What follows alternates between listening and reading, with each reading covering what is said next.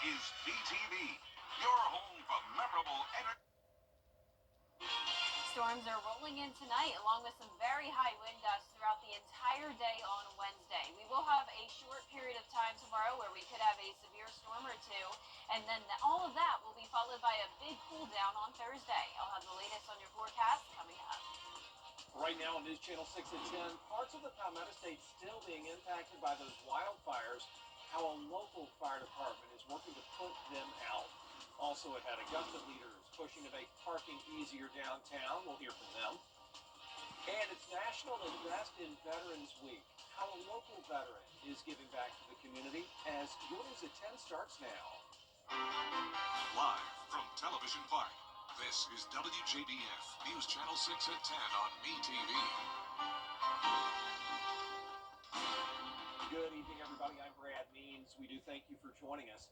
Coverage you can count on begins as the Aiken County Council talks about terminating the contract with a local fire department.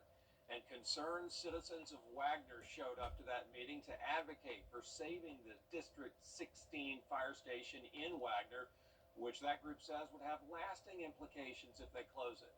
Even if they vote to split the districts, we can go to surrounding departments. Right now, we're 2 miles from the fire station. If we join a surrounding fire department, it's 9.8 miles to the closest truck for us to get to. So we would have to drive 10 miles to get to a truck, to come back 10 miles to our house to put it out if it were on fire. Well, the contract negotiations have been tabled to the next council meeting. That's March 18th. Local firefighters are back home tonight after helping to battle the wildfires near Myrtle Beach. Isabella Moody reports the lessons they learned there could help closer to home. Wildfires are still ongoing in Myrtle Beach. Mark Librand, fire service coordinator in Saluda County, who was there, said they have gotten it to calm down some by the time him and the volunteers came home 5 Monday morning. They're suppressed to a certain extent right now. They've got them what they call blacked out, which is surrounding areas, but I will have to give a shout out to Myrtle Beach and Horry County. Whoever made that stop to start with, that was tremendous, because there was houses 20 feet away from what was going on, and it was coming across the top of the trees. Librand and 3 other firefighters from Midland and Old Town volunteer fire departments in Saluda went to help. Happy to give back after all they did for Saluda during Hurricane Helene. They were able to go home and see their families. That was one of the big things that made us feel good, because when we had our incident here, they were here within 4 or 5 hours to help us. And to be able to go back down there and give them a little bit back, let them go home and see their families, have some rest. Librand is proud of the hard work his volunteers have done. We're so proud of our volunteers. The 3 of the guys that went down with us, they're all volunteers. They went away from their families. They took time away from their families to go help out. They're my family now. They have seen around 9 fires in their area and want to remind people that fires can turn into something serious very fast in this weather. Please take heed in what you're seeing out there. It's for real, and it can happen to you just as quick as it can happen to them. It's a real danger and a real concern right now. We're a widespread rural area. It wouldn't take much to have the same situation here. In Saluda County, Isabella Moody, WJBF, News Channel 6. It is time now for our first check of the weather. Let's check in with our chief meteorologist, Jenna Petracci. And Jenna, I know there's a lot of wind, which fires love wind, but maybe there's enough rain to kind of cancel that out coming. Exactly. So even though the winds are higher, luckily we also have higher humidity, and that is good news. So we've had very dry air in place over the past several days, leading to that fire threat. Now we're seeing more moisture move in with a chance of rain tomorrow morning. But in the meantime, it is still dry out there as we take a look at our Terry Limbert Hyundai Skyview cam. We have some clouds, and that is all ahead of a low pressure system, which will bring us rain within the next few hours. But no rain on our almanac today. We started out chilly, low of 36, climbed to the mid-70s this afternoon, and right now those temperatures are not falling too much. We're still around 60 degrees, 60 exactly in Thompson and Evans, 61 in Augusta, 58 in Bamberg, 59 in Aiken. The temperatures will pretty much stay this way throughout the night.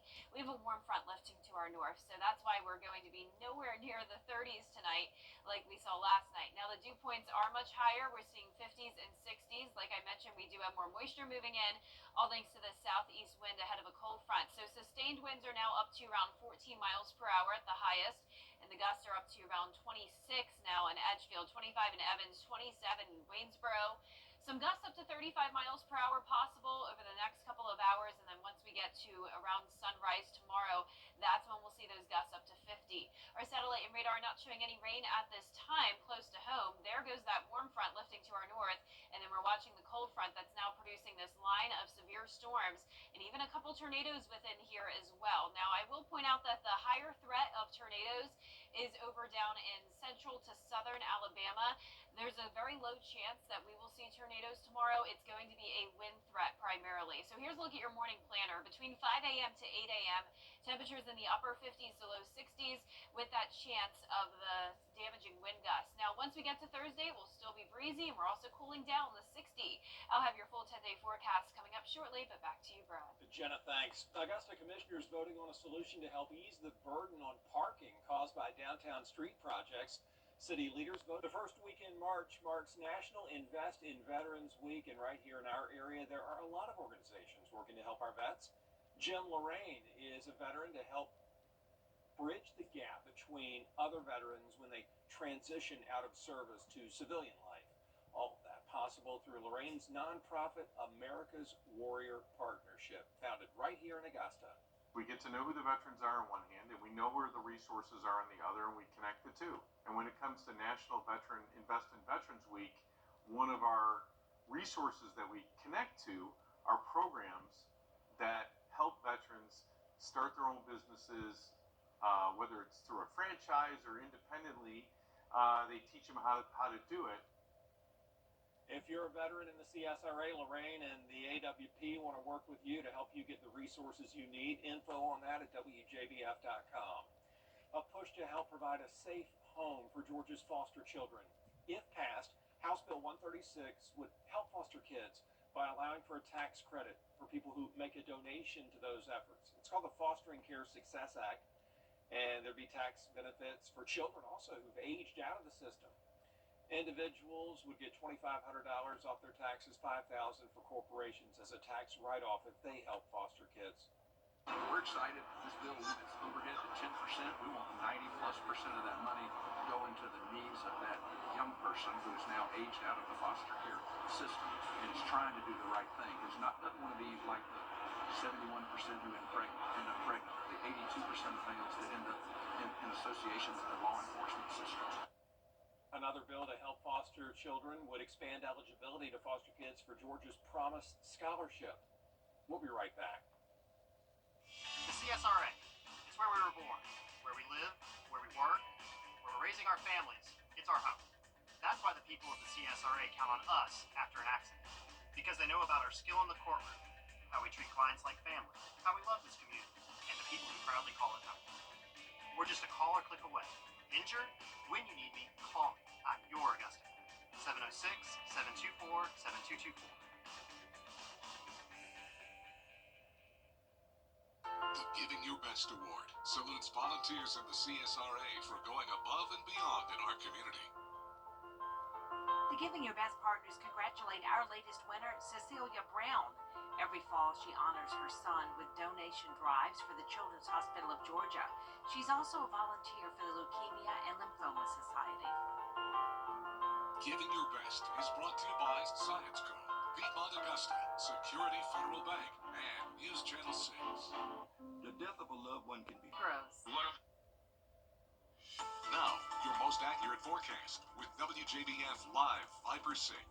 Welcome back. It's the calm before the storm. Quiet weather conditions remain here in town as we take a look at our Terry Lambert Hyundai Skyview cam at Washington Road. It's cloudy outside, but no rain nearby as of now. We're still sitting pretty mild, around 60 degrees. A southeast wind coming in at 10 miles per hour. Like I mentioned at the top of the show, gusts are up to around 30. Dew point of 56. Visibility looks good. Around the CSRA, all of us around that 60-degree mark. We do have a few cooler spots in the upper 50s from Barnwell down to Sylvania. But overall, we are warming up tonight due to this warm front lifting to our north. And then we have the cold front that's now pushing into Alabama with that line of severe storms across Birmingham and Montgomery. As we take a closer look look here, you can see those flashing yellow polygons indicating wind gusts up to 60 miles per hour, if not higher. There's also been some tornado warnings within this line as well, and of course torrential rain and frequent lightning. So this is what we have to work with tomorrow morning. Won't quite be as strong as it is now in Alabama, but we still have that threat of severe weather in the CSRA. Notice it's a short timeline though. As we get into the afternoon, we're back to sunshine, and it will be another warm day in the low 70s. A marginal risk of severe weather for around half our area, and then a slight risk from Augusta down towards the south. And then notice a higher level threat along the South Carolina coastline. So the further east you go, the stronger the system will get, and that's due to the heating of the day. So because this is moving in overnight, we have a lower chance of it becoming severe. But we have a very high chance of high winds regardless. From 4 a.m. to 7 p.m. on Wednesday, we have the wind advisory in effect pretty much everywhere for gusts up to 50 miles per hour, and that's outside of any thunderstorms that were to develop. If we do have severe weather, those gusts will be up to 60. So for the main takeaway here is that it's going to be a wet and windy setup on Wednesday morning. This is 5 a.m. It's moving into our western counties first. You can see we have this line here. That is where the severe weather will be possible. So it's going to be this brief line of very gusty winds, heavy downpours, and then behind it, this is just a messy rain. So really not even expecting any lightning here. All of the storm potential is from that leading line. You can see it moves into Bamberg around 9 a.m., already exiting our western counties at that point, so it's in and out very fast. And by the time we get to the lunch hour, we're back to sunshine, and it will be a beautiful day. But remember, it will be windy all day long. Here's tonight at midnight. Gusts already approaching 40 in those northwestern counties, then 40 to 50 widespread. Notice 51 up there in McCormick, just to give you an idea of how strong this line will be as it moves through. And then behind the line, still seeing those gusts up to 35 to 40. This is Wednesday at 8 p.m., so that's why that wind advisory is lasting throughout the duration of the day. But luckily, we don't have to worry about flooding. This will be a quick moving system. That 10-day forecast is showing us go back to sunshine on Thursday with the cooler weather, and our next chance of rain will come over the weekend. Now, it's the second day of severe weather preparedness week, very fitting with all that we have going on tomorrow. So here's meteorologist Sherry Shealy on tornado development and safety tips. For Severe Weather Preparedness Week, today's topic is on tornadoes. Once we enter the spring season, that's when tornadoes become more common. But do you know how a tornado forms? Well, it all begins with a thunderstorm, where there's warm, humid air at the surface in one direction and cold, dry air moving in the opposite direction. This change in wind direction and wind speed at increasing heights creates a rotating column of air in a cloud that starts off horizontal. But then the rising air from the ground pushes up this column and tips it vertically. Then a funnel will continue to suck up more of this warm air, and eventually that stretches to the ground and forms what we know as a tornado. And it continues sucking up this air and also debris from the surface that can create flying objects such as a mailbox that can take you out or cause damage to your home and also cause damage to your property. So in the case of a tornado, where do you need to go? Well, the best place to go is a basement, but a lot of homes in the CSRA don't have basements, so you want to make sure you're on the lowest level of your home. And you want to put as many walls in between you and the outside as possible. So find an interior room, often a closet or a bathroom, and make sure there's no windows near. You also want to protect yourself going from your head to your toes. So if you have a helmet, you want to put that on your head. And also make sure you have some sturdy shoes, as you might need to walk around afterwards, and there could be some debris you have to walk on. If you have a sturdy structure like a table, that's another good idea to get underneath that. You also want to make sure you have multiple ways to receive those alerts. So of course, watch us on TV, have your Live Viper 6 weather app on your phone, and also a weather radio is a good idea to receive these alerts. So these are all great tips, and if you're in the Palmetto State, you can practice these tomorrow where there's a statewide tornado drill at 9 a.m., but everyone should have a plan in case of severe weather to keep us all safe. So that's your tips for today, and your Viper 6 weather team will have more for you tomorrow. Due to the threat of severe weather on Wednesday, the statewide tornado drill for South Carolina has been postponed to Friday, March 7th at 9 a.m. That means if you do hear a tornado siren on Wednesday, it would not be a drill. Coleman Services cares about. Coming up, the Denmark-Olar boys basketball team heading for the state championship for the first time since 1990. We're covering it.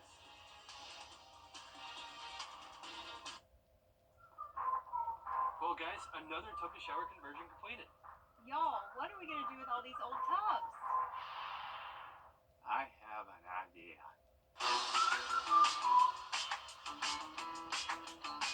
Join the Bathfitter family today with 0% interest financing for 24 months. How many more tub mobiles does Dad can have us build? Call Bathfitter today for your free in-home estimate. Last year. Now, WJBF sports coverage you can count on. The Denmark Olar boys basketball team continue their historic season, advancing to the first state championship game since 1990. They'll head to the Foreign Center on Thursday at 4 p.m. against Abbeville. This is like 35 years that they make. And the guys now that really want it, and they want it for themselves, like again for themselves, and they want it for the town, and they're just hungry for it. I mean, they're hungry. They want to.